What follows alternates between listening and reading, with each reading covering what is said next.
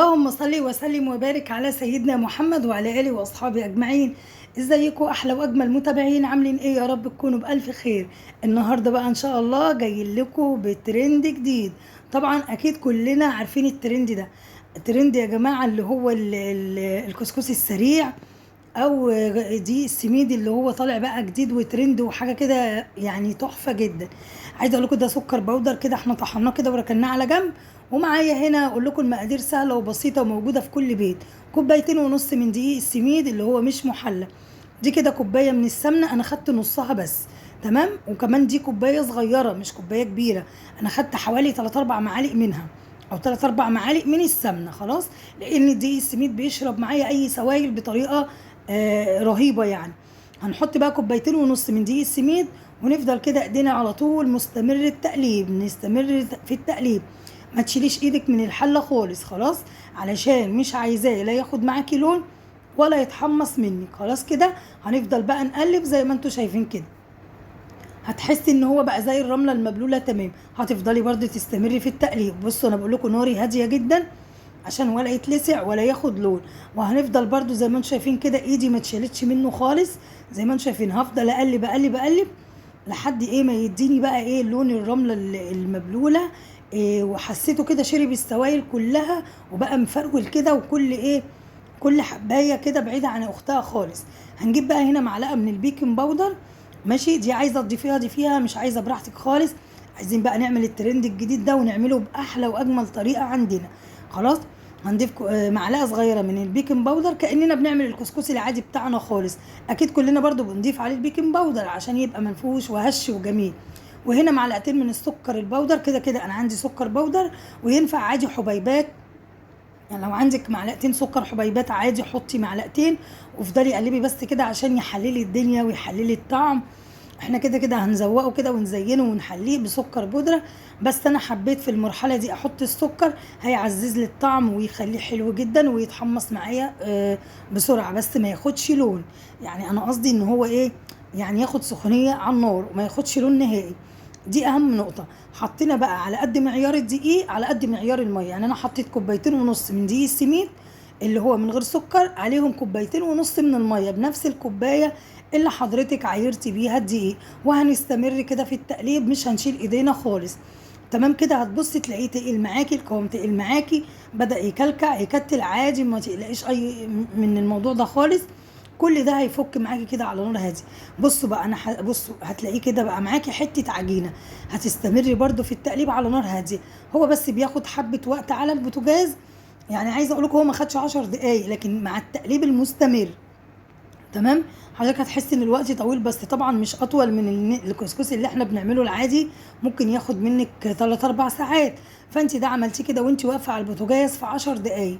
انا هستمر كده في التقليب. حسيت ان الشعله دي مش هتساعدني، فحطيته على الشعله اللي جوه. بعدين الحله كمان انا نقلته في حله اوسع، لان برضو حسيت ان الحله دي صغيره ومش هياخد راحته، وانا عايزه اقلب فيه ويبقى يعني اي حاجه هتعملي فيها لازم تبقى واسعه علشان خاطر التقليب. ولما يفرول معاكي الدقيق ده بطبيعته بينفش وبيزيد معاكي وهيرمي كميه حلوه جدا. طبعا كوبايتين ونص من الدقيق على الميزان يعني هيطلعوا نص كيلو من الدقيق. تمام، علشان خاطر بس حضرتك ما تحتاريش وتتوهي في المقادير. هو نص كيلو وهما كوبايتين ونص. خلاص تمام كده. عايزه حضرتك تعملي كيلو، عايزه تعملي ازيد، عايزه تعملي اقل، براحتك خالص. خلاص كده هنستمر برضو في التقليب. بصي حسيتيه كده ايه ان هو بدأ يفرول. يعني شايفه حضرتك بدأ كده كل قطعه تنفصل عن التانية، ولحد ما وصل معايا للشكل ده ان هو فرول خالص مني. يعني بصوا كده تحسيه كده فرول بقى برضو زي الرمله. تمام، بعد ما استوى بقى كده على البوتاجاز على نار هاديه وخد راحته، حسيتي كده ان هو خلاص كده فرول. وكل حبايه كده بعيده عن التانية وعن اختها. اهم حاجه ما تضربيهوش خالص وما تخليهوش يعجن منك. يعني طول ما هو عجينه اوعي تطفي عليه النار.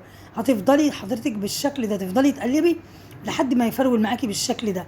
طب انت انا ما عنديش كب مثلا، هتفضلي تفرولي فيه على البوتاجاز لحد ما يبقى معاكي حبيبات ناعمه جدا.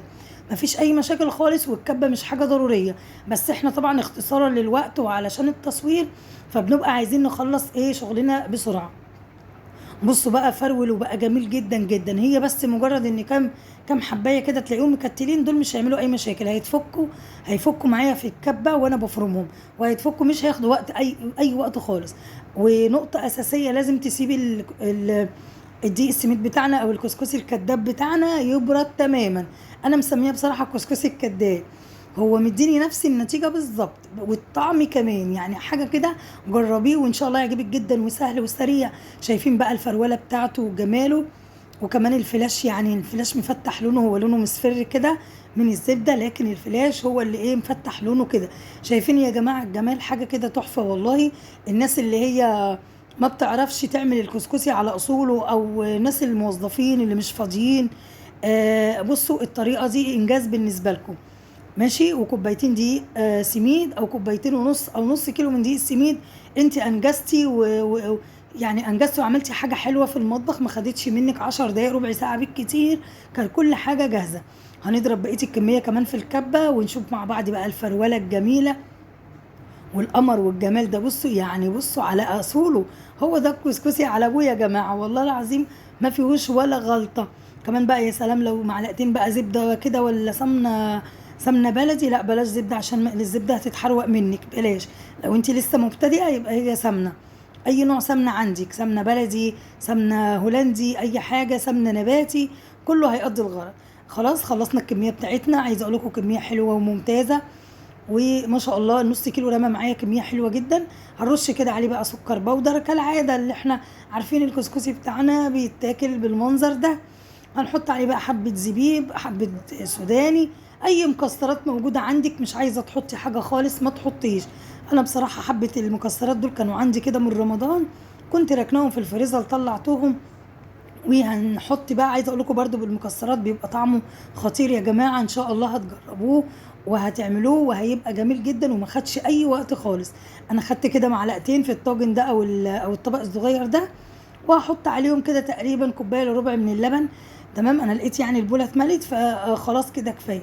وعايزه اقول لكم مجرد بس كده ما تسيبي اللبن 5 دقايق، هتبصي تلاقيه شرب اللبن ده كله. فانت بقى ينفع معاكي فطار، ينفع معاكي كده جوع اخر الليل، حاجه حلوه كده بالليل، عملناها بسرعه وسريعه، ما خدتش وقت.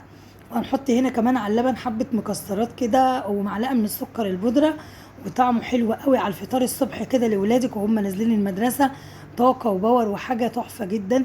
شويه المكسرات دول بيدوا ولادنا طاقه برضو في ايام المدارس. وهندوق كده معلقه، عايزه اقول لكم طعمه حلو قوي، واللبن محليه بزياده. ويا رب ان شاء الله النهارده يكون الفيديو عجبكم واستفدتوا منه. شايفين بقى الجمال والقمر؟ يلا قومي اعمليه وفرحي ولادك. يا رب يكون الفيديو عجبكم، والسلام عليكم ورحمه الله وبركاته.